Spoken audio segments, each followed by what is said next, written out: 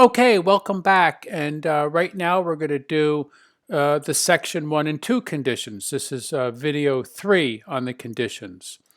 And so let's take a look here. Let me get this right.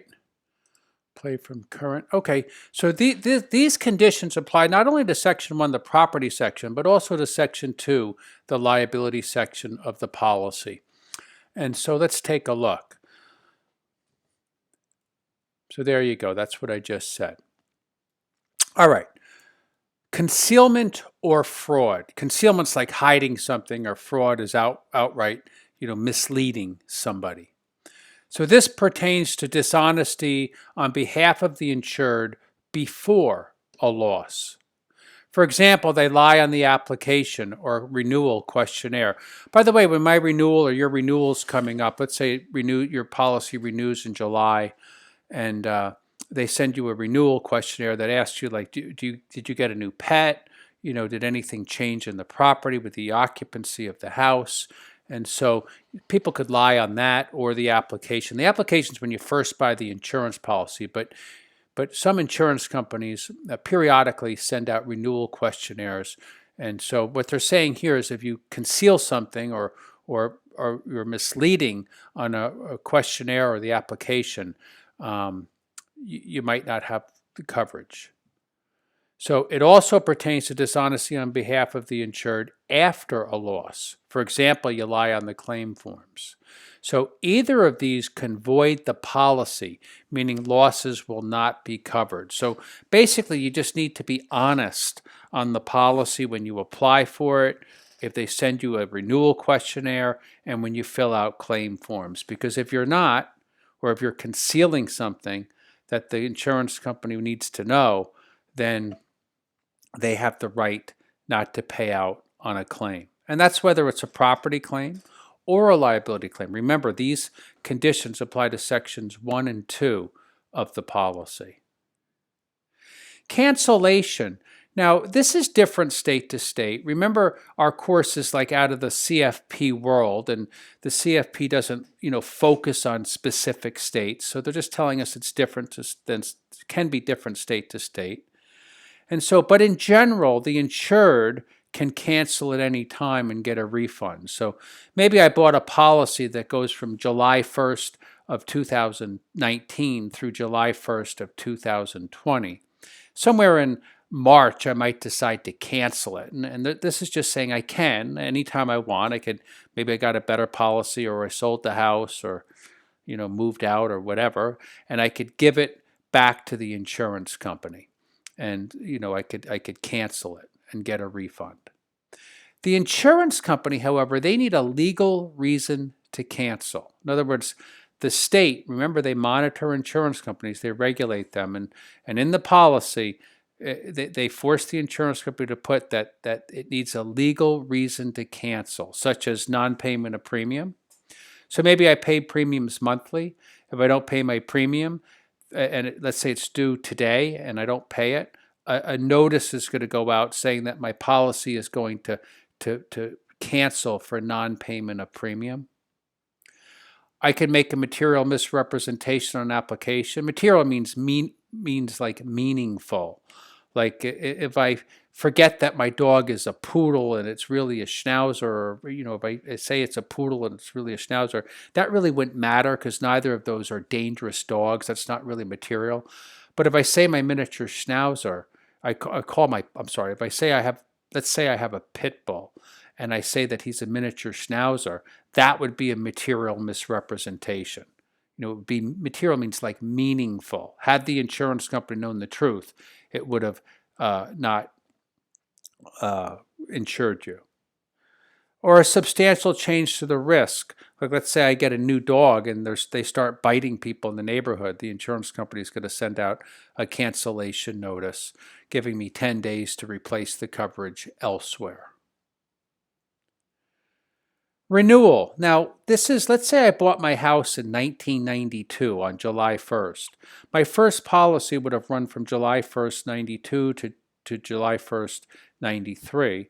Then it would renew, and they would send me a renewal, and that would go from July 1st, 93 through July 1st, 94. So if I'm still in that house, I'm going to get a renewal soon because let's say it's March and my policy renews July 1st. I'm going to get a notice about May 15th that it's going to renew. Or maybe I'll get a notice that it's not going to renew. We looked at that a little bit a minute ago on a prior video today. So let's say Jenny bought a homeowner's policy on July 1, 2011 when she bought her home. It's now May 15th, 2019, and she is expecting her July 1, 19 to July 1, 2020 renewal. The insurance company, for a legal reason, may send her a letter stating it's not going to renew. So here the insurance company didn't cancel her in the middle of the policy period. What they're doing here in this case is they're for a legal reason, the insurance company needs a legal reason, but they're going to tell her they're not going to renew her policy. Maybe she's had too many claims, and they're going to say, claim frequency. Maybe she had, too many claims the last couple of years. The home is in an area where there's a great deal of windstorms lately, like the risk has changed. Sometimes you see that happening in southern states after a couple of hurricanes. Insurance companies start to non-renew. They say that the world's different now and there's these storms coming to your area lately, so we're no longer going to cover you. So when your policy renews in July, it's actually not going to renew in July. It was supposed to, but we're going to non-renew it. And there's other reasons as well. That's why the et cetera is there. In general, insurance companies must give 30 days notice for non-renewal. So it's not 10 days. They have to give 30 days notice for non-renewal. So I could picture an exam question. In general, for canceling an insurance policy in the middle of a policy period, the insurance company has to give 10 days notice.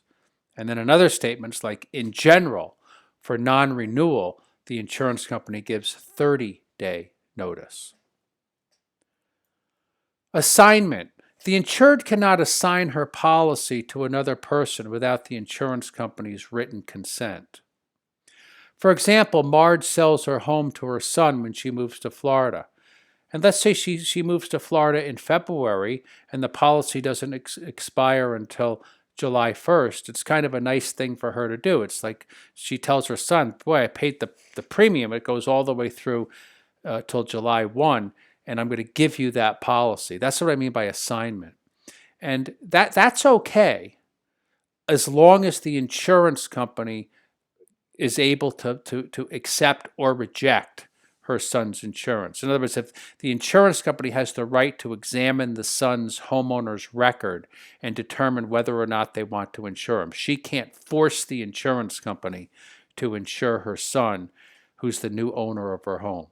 But the insurance company, if they look at his record at his current address and they find out that he hasn't had any claims there, then they'll probably be glad to continue on with the coverage.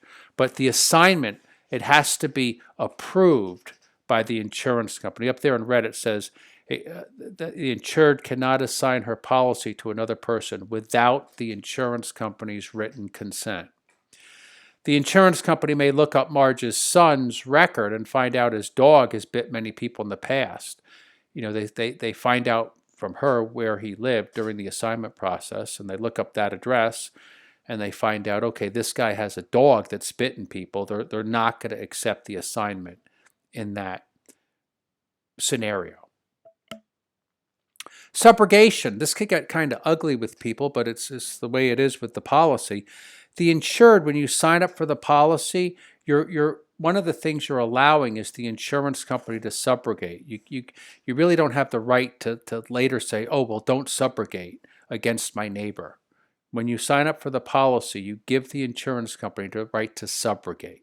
So this is not a right that you have, or this is a right the insurance company has, and you cannot take it away from them once you sign up for the policy.